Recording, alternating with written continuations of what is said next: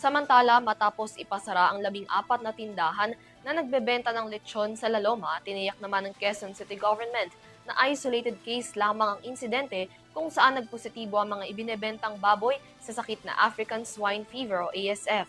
Nagbabalik si Vanessa Cleofas para sa balita. Tiniyak ng pamahalaang lungsod ng Quezon sa publiko na nananatiling walang banta ng African Swine Fever o ASF sa kanilang mga pamilihang nasasakupan. Sa kabilayan ng naitalang ASF cases sa mga baboy sa ilang lechonan sa La Loma. Sa inilabas na pahayag ng QCLGU, isolated lamang daw ang naturang mga kaso. Ipinag-utos na rin daw nila ang culling sa mga baboy upang mapigilan ang pagkalat ng sakit. Nagpataw na din ang Quezon City Business Permits and Licensing Department ng pansamantalang pagsasara sa 14 na lechonan batay na rin sa naging rekomendasyon ng Bureau of Animal Industry o BAI at City Health Department. Samantala, kasalukuyang nagsasagawa ang BAI ng disinfection sa mga apektadong lugar.